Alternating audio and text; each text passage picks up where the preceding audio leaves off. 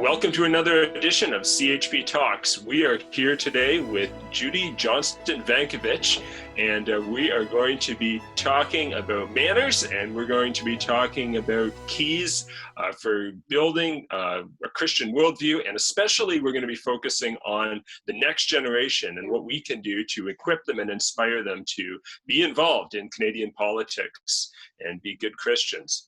So, Rod, why don't you give our guest a proper introduction? Yeah, well, we are excited to have our special guest here today, Judi Johnston Vankevich, best known and loved as Judy the Manners Lady, one of North America's leading family entertainers, speakers, and authors.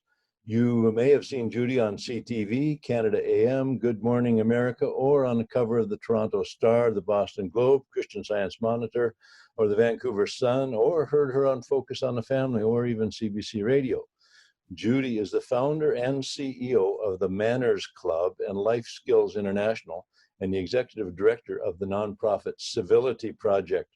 Her passion is to inspire and equip the youth to be prepared with the attitudes, the skills, knowledge, and wisdom to serve as the leaders of tomorrow. And by teaching manners, civility, and character in the schools and in the youth groups across Canada, Judy is helping to fight crime, gangs, bullying, and incivility in a proactive and positive way. In 2012, Judy trained over 12,000 young people to be friendship ambassadors for Canada leading up to the Vancouver Winter Olympics. In addition, in 2014, Judy founded the Young Canadian Leaders Organization, and in 2018 was on the founding board of Youth for Canada. Judy has served in both Prime Minister's office and has worked on 2 presidential campaigns. She is a graduate of Trinity Western University with her degrees in business and political science and her master's degree from Regent University in Virginia in law and public policy. Please join me in giving a warm welcome to Judy, the Manners Lady. Yeah.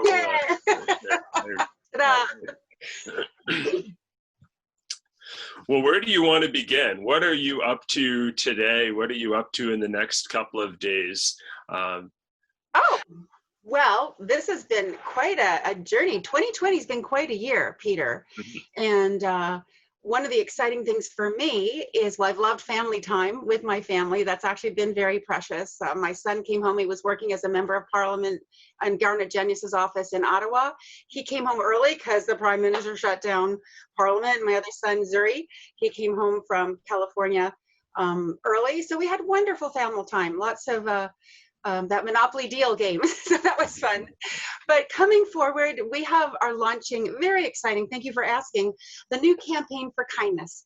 Kindness is so important. It's a wonderful metaphor for manners and, helping people learn the respectful attitude, we call it, respectful words, and respectful actions that can change the world. And so I have a CD called Judy the Manners Lady, and you can get it online or on our Civility Project, or call me and I'll get you an autographed copy.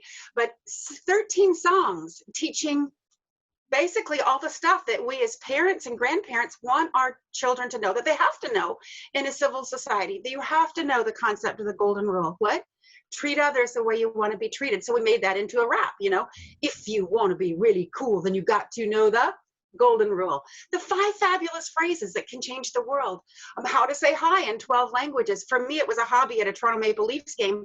I sat beside a guy from Finland. I said, well, how do you say hi in Finnish? And he taught me.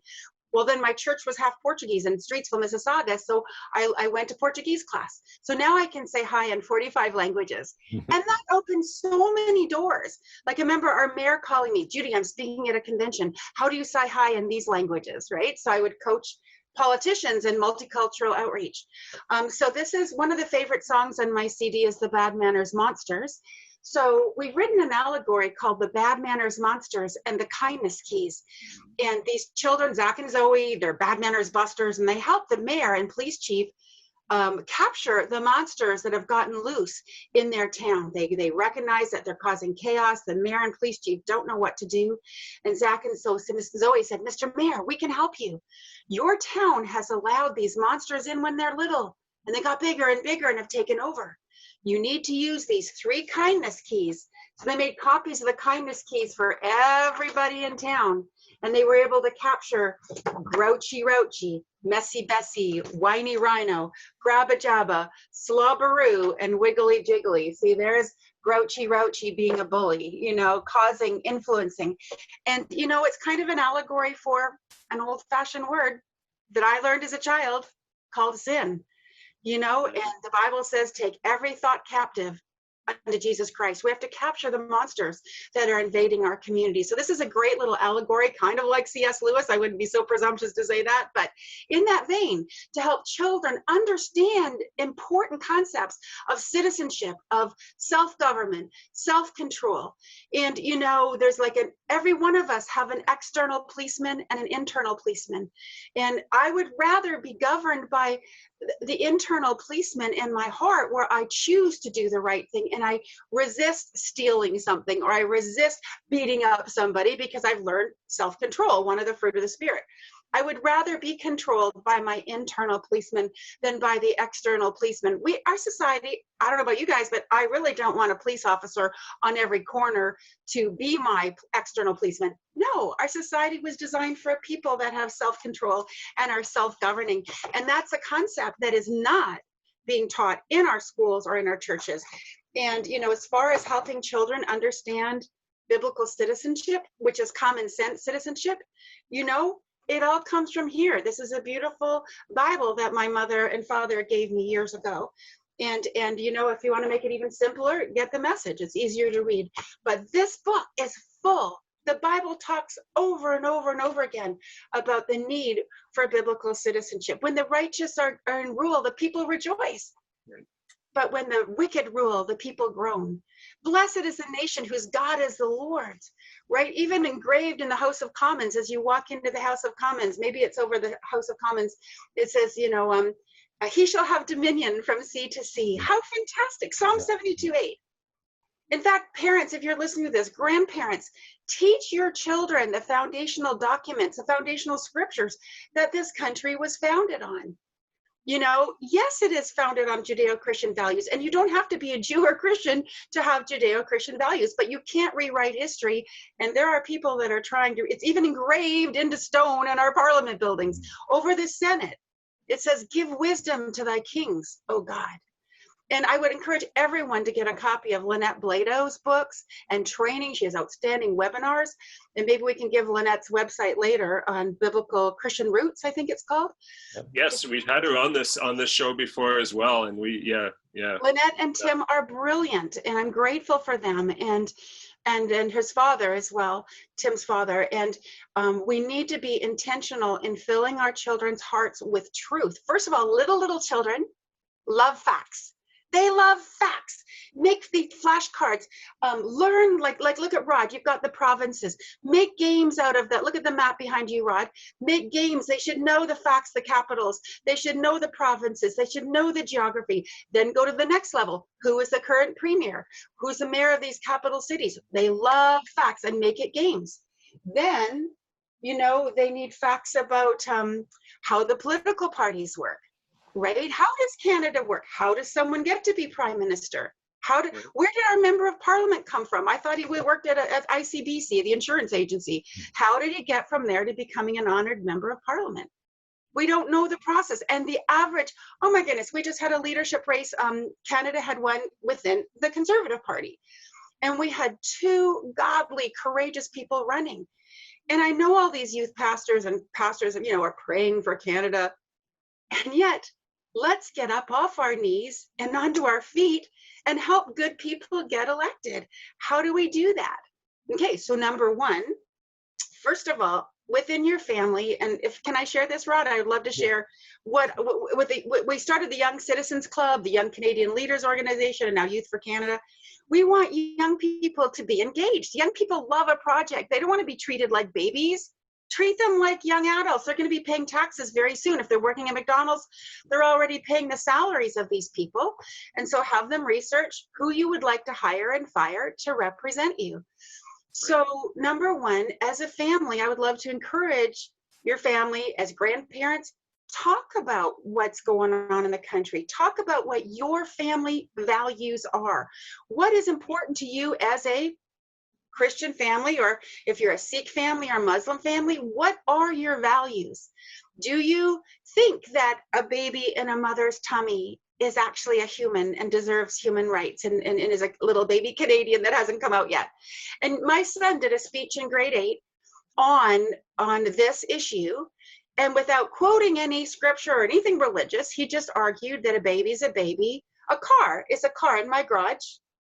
A car is a car, whether it's parked inside the garage or outside the garage. Nothing's changed. Very good. That's excellent. Right? You know, are little people more or less valuable than big people? You know, it's still a little people when it's inside the tummy, but it's a big person when it gets out and grows to be 20. But all that's changed is you've added food and water. It got bigger. Nothing's changed. Yeah. So the size doesn't matter. We don't want to discriminate against little people. We don't want to discriminate, you know, the same way there's inside. And what was the other one? A viability. Right. You know, a baby, of course it's vulnerable inside the womb. It needs food and warmth while it's growing. But once the baby's out, it still needs food and warmth. So that's not changed. You can't just leave a baby alone till it's 5. Yeah. You know, so it needs to be taken care of. So, you know, a society has it. So for my family, a value is protection of the most vulnerable. And that would be also the preborn and the elderly.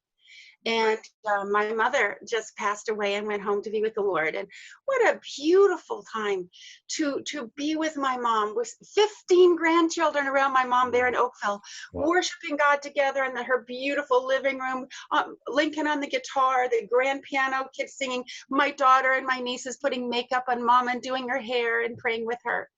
And, you know, hospice came to see my mom and they said, you know what? You don't need hospice. You have everything you need right here. We need to love and honor, say that word together, honor our grandmas and grandpas. And grandmas and grandpas, invite the kids over all the time. As much as your kids will allow you to be part of their life, be there. You know, you put on the big Thanksgiving dinners, Christmas dinners, and speak life and tell your story. That was what Mom said also, because she started Concerned Grandparents for Canada. You can all go on Facebook and join Concerned Grandparents. My mom would say, hi, my name's Grandma Margaret. I'm president of Concerned Grandparents for Canada. And Rod, I wish I'd bought her business cards because she had such a fun doing that. And so I guess now my daughter's just had a baby. So I guess I'm the new president. But you know, anyone who could take over for Ontario and BC and Alberta. Yeah. But I think the key word for my mom is being intentional. Right. And even just one last thing, getting out to vote. Last November, October was the election, federal election, and my mom had stage 4 cancer.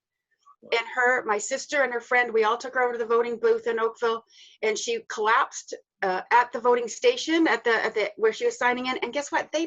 Don't tell anyone, but they brought the box over to my mom so she could vote. So number 1, we need to vote. Parents and grandparents, take your grandchildren with you to see you vote. Number 1, after you've decided what your family values are, do a little research. Look at all the political parties in Canada. And look at their party platforms, what they believe, and don't just say we're CHP or we're conservative. Help your kids discover with you what your family values are, so they feel a part of the process.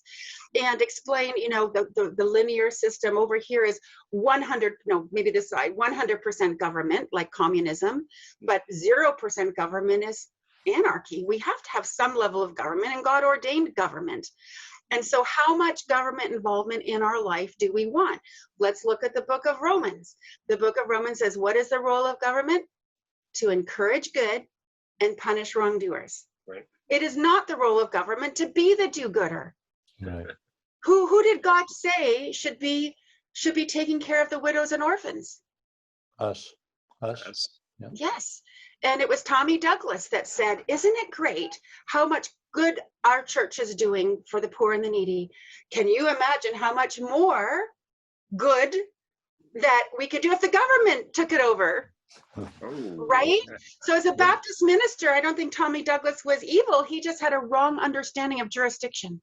And I think many people do. Many people in this country believe that the government is supposed to be the be all and end all, the provider, the protector, the guide. And that's a misunderstanding of the role of government. Government is there to certainly to protect, to set the law, and so that we have a universal law that applies to everyone. And then we, the citizens, the moms and dads, are supposed to be setting the example and living the life that that this government allows us to live in freedom, right? Well, look at that. That's this current government right now wants us to stay home, accept our CERB money, and the government will take care of us from beginning to end. Yeah. And in fact, they'll even help you end it quicker. In fact, if you're depressed, we'll even help you end it quicker with this horrible, is it Bill C7? You know, horrible bill that even if you're emotionally distraught, you can ask the government to help you end your life. Well, that's terrible. Terrible. It's evil. And Tamara Jansen, our MP from Langley Cloverdale, just gave a tremendous speech on our maiden speech in the House of Commons. Thank you, Tamara. Shout out to you, you know, for being willing to stand up. Hello for common sense and the grandparents and the families. Now, so number one, know what you believe is the family. So for me, you know, protecting the most vulnerable is a value. In fact, Doug Sharp from Canada Family Action, NLB National Leader Briefing Canada.ca. I'd encourage all of you to be on his monthly call. Doug Sharp, he actually met with Christian leaders across the country, said, what are some 4 things that we can agree on as apostolic leaders, as Christian leaders, as common sense leaders? So that was 1, protection of the most innocent. He called it the 4 pillars of the most vulnerable. Number 2, my right as a parent to raise my children the way I want, parental rights. Number 3, religious freedom. And number 4, it is irresponsible, completely irresponsible of the government to put my children and grandchildren into horrible debt, which of course is happening right now. So with those 4 pillars, talk to your children about that kind of thing. Find a party that most closely lines up with that. And then don't just vote on voting day, help to get your candidate elected. Don't just sit there and pray. They actually need paper stuffed. They need envelopes door to door. And my friend Laura Lynn was just running in Abbotsford, and so much fun to go out with these children, running door to door. I'm on Team Brooklyn. I'm on Team Abby, you know, and we race to the other end. And if there were lots of cars, we'd knock on the door. But how fun to actually meet people, and many, especially our precious Punjabi brothers and friends, they had no idea what the schools are teaching our children. They said, what? Really? I didn't know that, right? So we need to do our part in informing the multicultural community about the reality of what's happening in our community. In fact, a lot of them said, yes, I'm going to vote for Laura Lynn. I've never met her, but from this flyer, I would agree with what she says. And it's just common sense. So those 4 pillars are so important. And so if you can share that with the CHP audience, that, you know, nlbcanada.ca, just register and they'll send you the www.nationalleaderbriefingcanada.ca, and Doug's team will send you the reminder for that Friday Zoom call that you can be on it in 1 hour, very short. You can also watch it later, but it's kind of cool to be with 1,000 people on the line at the same time. And also his midweek briefings, which is excellent. Yeah, Doug Sharp is fantastic. We really thank you, Doug. Shout out. Yeah, fantastic. And also Mark Vella, we were talking, and we both had kind of the same idea that our churches are not ready to participate in the civil sphere, even though the Bible talks so much about this civil sphere of sovereignty. And so what Mark had the idea, and I had my friends in the States started something called the Salt and Light Council. And almost every person of faith that knows the Bible knows that metaphor of that we're called to be salt and light. If we're not salt in our word, what good are we? Just throw it out. You know, we're to be a light on the hill. And how can we do that if we're not even engaged? So after the last election, my mother said, we need to get some Christians together and pray. And so I just got on the phone, invited people. We had 15 people that first day from Pakistan, from the Philippines, from Portugal, right around. We worshiped around my mom's grand piano. And then we moved into her round kitchen table, and we called it the war room. And then we prayed. We prayed for the prime minister. We prayed for the leaders. We prayed for our mayor and town council. And first we had to learn their name. These people did not know the name of their city councilors. They did not know the name of their school trustees. Mm-hmm. And then we learned the names of the premiers. We had a big map like you have there. And we highlighted and we put the name of the premier of each province, Rod. And then we also said, you guys, if you are not willing to run as mayor, city councilor, school trustee, MP, MPP, or MLA, if you're not willing to run yourself, then you need to find someone that will represent you. And then you need to help them win and do what you can. And then you've done your part. But you have no right to complain if you haven't even tried to elect someone to represent you. Showing up on election day is not enough anymore. That's so true. I remember my dad used to, when he'd interview people at the IGA store in Streetsville IGA to work for him, he'd go, "Are you a Whig or a Tory?" Then he'd say, "You ever kissed a girl?" See if they'd tell the truth. Well, the thing is, you've hit on something quite important. Sometimes it's easier to find someone to run for MP or MLA than it is to find someone to run for mayor, city council, dog catcher, school trustee. And in many cases, a lot of decisions that affect our society are made at the local level. And it's first of all, it's an easier place to get in. You're working with people that know you in your community, and it's a place for you to really serve. I mean, you have to have a servant's heart to be willing to stand for mayor or council, because you're going to get some flack from some people, but you also can make a difference on decisions about, rainbow crosswalks, rainbow flags, that type of thing. Giving an opportunity for the pro-life message to be portrayed. That's the situation right now in many towns. Like my friend in Brantford, for years they flew the Christian flag as a tradition for a week or something like that. Well, then the rainbow pride flag came in, and they wouldn't let them do the Christian flag anymore. Yeah. Well, look at Abbotsford. Dr. Redekop helped write the policy for the Abbotsford City Council. Only the BC flag, Canadian flag, and local flag should fly in government buildings, right? So that flag is a symbol, whether it's on a sticker or on the sidewalk, whether it's painted. A flag is a flag, and there should be no political symbols. If you're going to take one, you got to take them all. Well, right now, even in Langley, city council just voted to allow the rainbow pride sidewalk to go between school board and RCMP. Well, the flag is a symbol of conquering the land. So they conquered Glover Road, the historic birthplace of BC in Fort Langley, and now they've conquered our school board and our RCMP. Well, it's not being inclusive or diverse. It's like letting one political point of view show that it's more important than other points of view. And if you're a Muslim or a Sikh or a Christian, it's not very inclusive. And it's nothing to do with not being loving. The role of government is not to love. The role of government is not to be kind. The role of government is to be just. Yeah. And not social justice, which is a Marxist term. It's to be just. Yes, upholding that law in a fair and unbiased manner. And I want to get back to something quickly that you said at the beginning of the conversation.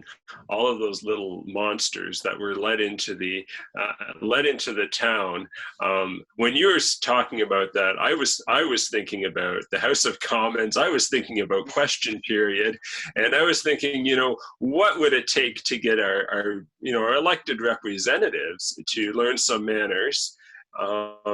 And I think really the answer to that is train the next ones, train the children of this generation to be better members of Parliament in the future. Yeah, we've got to work with the ones that are there too, but.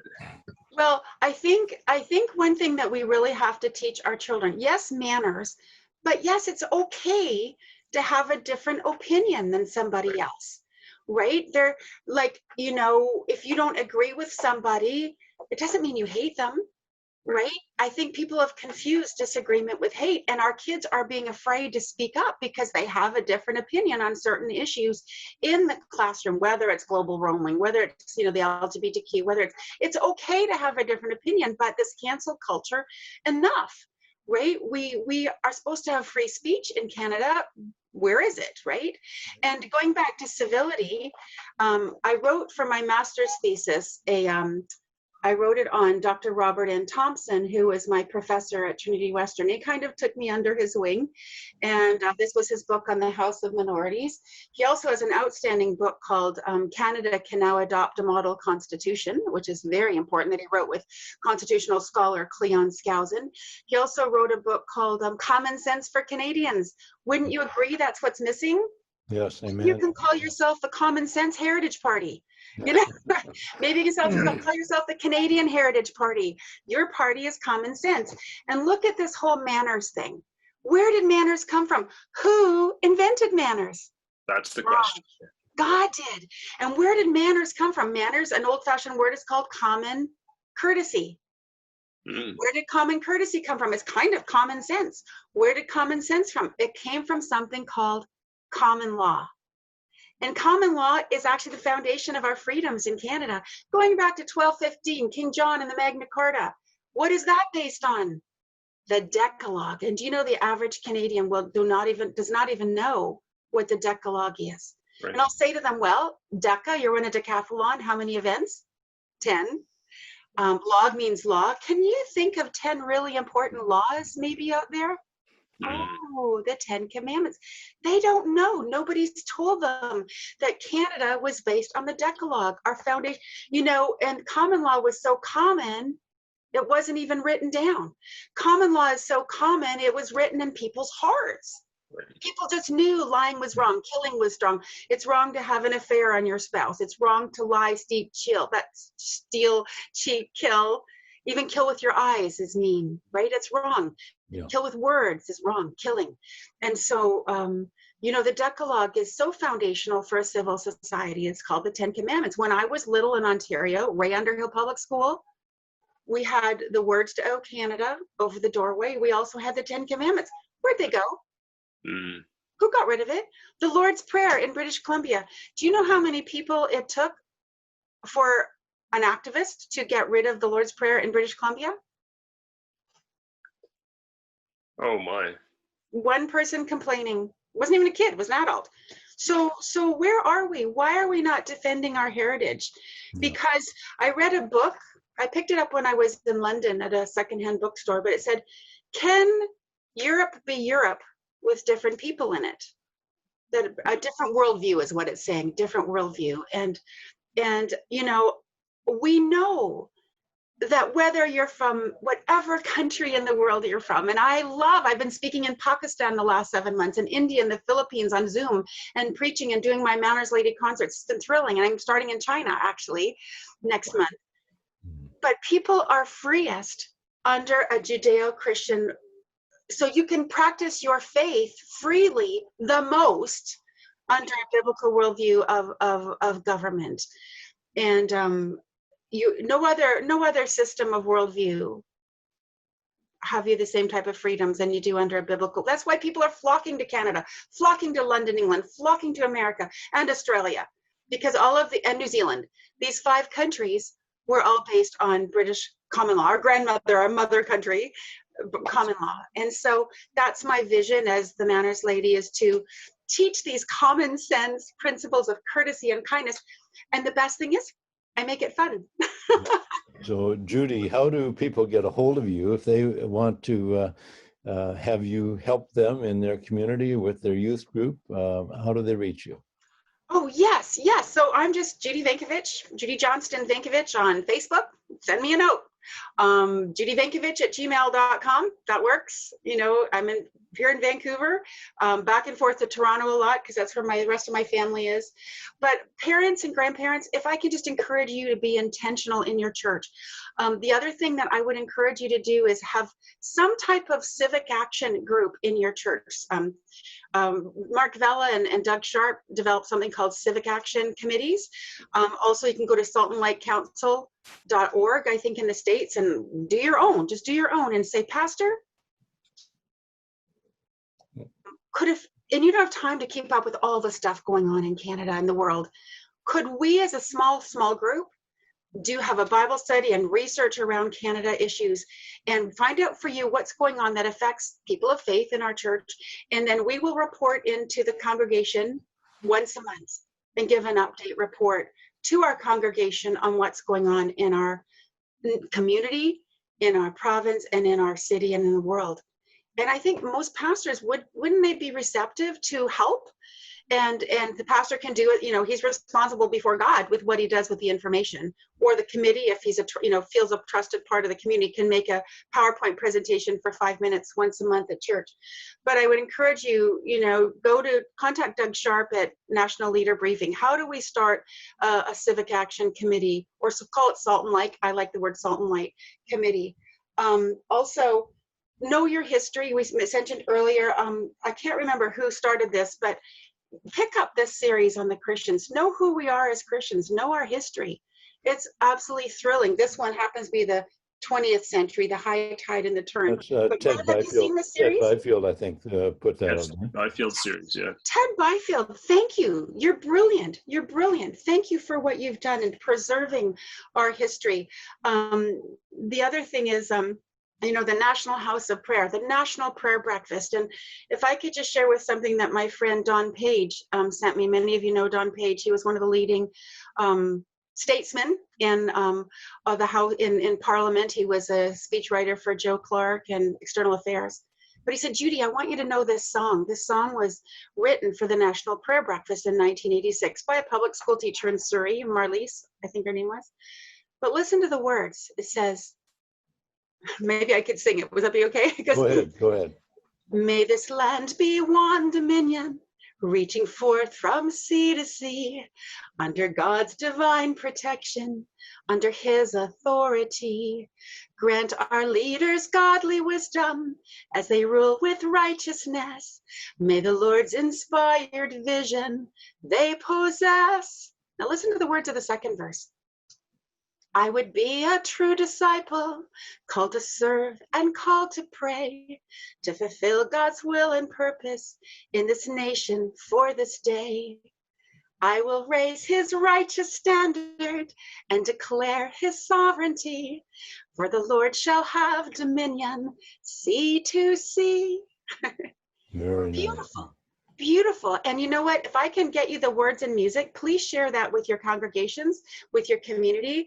Maybe one of the cool worship teams can teach it at church. But one pastor said that song should be sung every Sunday at church as an anthem. And, are we raising the righteous standard? Is our government ruling with, righteousness, or are they not? And so we need to know our MP. Right now we have a new leaders in BC. I've sent encouragement notes and thank you for running, and to each of the persons that won in my riding, get to know them, that we're now going to be paying their salary for 4 years. Send encouragement notes to Aaron O'Toole. Send a note to the Prime Minister. These people were paying their salary. They're normal human people. My sister started a Facebook page and her son called Prayers for the Prime Minister. Sometimes it's hard. Yeah. But we need to pray. Imagine if God got hold of his life. He claims to be a Catholic. How can you be for the killing of the babies if you're Catholic and you believe it's, So, let's call him out and tell him if you're Catholic, you're Catholic. If you're not, you're not. But don't lie. Right. Wow. Good advice for our Prime Minister. Judy, Can I just say one thing about Youth for Canada? Yeah. So I know time's running out, but young parents, grandparents, if you have sharp middle school kids, high school kids, and college kids, and do not forget the ones that have just graduated from college. We're losing too many of our college kids when they go off to campus. Be engaged with those kids while they're away at college, and now they're up in their bedroom on Zoom, which is ridiculous during this COVID thing. But anyway, I have had the privilege of sending over 100 students to Young Americans for Freedom. It's called Young Americans Foundation at the Ronald Reagan Ranch. Young Americans Foundation in DC, with outstanding training. Some by Christian parliamentarians, some not. Ben Shapiro, Ali Stuckey, Candace Owens from Turning Point USA. These are outstanding young people. And you can go to on YouTube channel, register for their YouTube channel called YAF TV. And when they have a convention, guess what? You can watch the whole thing right there live. Oh, wow. Also, I'm on the board of Dr. Ferguson's Worldview Center for Worldview Studies. Get your young people signed up for Summit Ministries, or bring Dr. Ferguson in on a Zoom call, or bring him for real. We had him speak at our Salt and Light group on what is a biblical worldview. Why does it matter? God is the one that invented law, government, history, economics, sociology, psychology. So of course he has something to say about each of these issues. And all of the big universities, Harvard, Yale, Stanford, Notre Dame, Trinity Western, they were all started for the glory of God. McMaster was a Baptist university. McGill was a Scottish university, Presbyterian. And they've all lost their grounding. Why? Because it started out that the hub of the wheel, Jesus Christ, was the hub of the wheel, the hub of learning. And now this wheel is weak because they've taken the hub out, Right. for the core, right? And now the education, how do you study psychology without the creator of psychology? How do you study sociology without the creator? And this is one last thing that I'll mention. This book, Ron Gray came with me down in Virginia, and we met with Herb Titus, Dr. Herb Titus, who was my professor at Regent. God, Man, and Law, the Biblical Principles. This was actually the first year of law school. This was the foundational common law. And so Ron has a copy of this. Don Spratt, I think, has a copy. It's $50. Order it. He's still alive. Send him a note, herbtitus.com, and get this book. Order some of the cassettes. Some of his lectures are outstanding.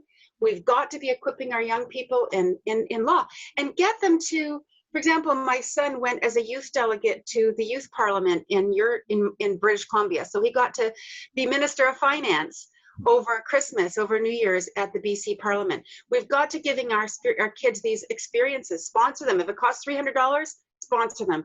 Get them to these conferences. Get them involved and make it fun. One other thing is the National Day of Blessing is a wonderful way of blessing your community. It's always the Monday before Thanksgiving. In your hometown, you can celebrate it. Just go to City Hall, have some worship songs, have a few young people read some scripture, thanking God for the freedoms that we have in Canada. And this beautiful flag, the sun, the three oceans, the Pacific, Atlantic, and the Arctic. It's a beautiful new flag. You can order the flags. Parents United Canada, POC, Parents United Canada, you can order beautiful flags to fly in your town or your home or your church. The Christian flag. It's a new Christian flag, actually. But lots of ideas. Yes. Well, lots of action points. And thank you so much for your experience, your wisdom, your encouragement, and all the best with your continued endeavors, Judy. Thank you so much. And Rod, do you have anything that you needed to say before we wrap up our time here together? Just to remind folks, if they've been inspired and they want to learn more from Judy, look for the Manners Lady. Look it up online, and you will connect with her sooner or later. And she's accessible. I appreciate, Judy, you live up to your manners. You've given me calls of encouragement at various times, and I appreciate that. You've reached out to give me helpful hints, and so you've demonstrated what it's like to walk in good manners. And I think our society needs more manners, and all of us, not just our youth, but young and old, we need to be walking in a way that's pleasing to the Lord, and that would be having good manners. So thank you for joining us today. Well, I think, Rod, a good word that a guy from England said, that we should be winsome, that we might win some. Yeah. Right? That we want to be honey. We want to be, we can still be strong in our beliefs, but have fun. Life's too short. Have the joy of the Lord, right? Have fun when whatever you're doing. And also, pray for our leaders, and then knock on doors and ask someone. Now is the time to ask people, even in your own church, would you be willing to run and serve God on the cultural mountain of education and work as a trustee? We will help you win, or at least run. Would you be willing to run for mayor of our town? The other danger we've got to be aware of this whole United Nations agenda for the 21st century. Please do some research on that, because it's come into the Fraser Valley. There are 28 cities in Canada that have signed on to ICLEI, ICLEI. You can look it up, iclei.com or .ca. 28 Canadian cities have already committed. And you heard the Prime Minister's speech the other day for the United Nations Day. He just committed Canada to the full goals, the sustainability goals of the United Nations. And sustainability, you can substitute the word communism. And so we are so naive because he's using this green new religion as a way of because we're not prepared how to combat this. And our young people are getting it, this climate change in elementary school. They're getting all the indoctrination in high school. And if we're not preparing them to give an answer about what it is, they're going to feel stupid and keep their mouth shut. I often feel stupid. And right now, even in my hometown of Langley, the town has voted that they're going to do something about climate change. They've just put out a survey. The deadline was Friday. Not one person knows that this survey even happened. Facebook, you can't do a public consultation on Facebook, right? They've had no town hall to discuss it. On the survey, there's not even a none of the above option. So people, please be engaged. I guarantee you, it's already in your town's council. There's usually one or two activists on every town council. Go through your minutes of your town council and type in a bunch of words like sustainability. You don't leave your imprint on society. These are all these well-sounding words, but they have different meanings. And if this passes, anyway, it's very dangerous. So Glenn Beck has actually done outstanding research on the whole George Soros influence and agenda for the 21st century. He wrote a novel called Agenda 21. It's very, very dangerous, and I'd encourage. I picked it up at the local library. It's just an allegory, like 1980, not an allegory, but a 1984, kind of like that. It's a novel, but based on the fact, everything from the United Nations website. But this is what our kids are being indoctrinated with. And my friend Daryl Ferguson, like he at least was willing to serve on Chilliwack School Board. And good for that. The school board was about to let all the kids out to go protest with this Greta Thunberg person. And they said, well, no, this is a school day. That's a political activity. No, the kids are going to stay in school. Whereas all over Vancouver, kids got out to protest climate change. They didn't have a clue what they're even talking about. But that's why we need good guardians at every level of government, church government, civil government, family government, level self-government. Amen. Wow. Okay. Well, with that, we will have to wrap up. And so many topics and so little time. But thank you all for watching, for listening to another edition of CHP Talks. God bless. Hope to see you next week. God bless you all. Thank you.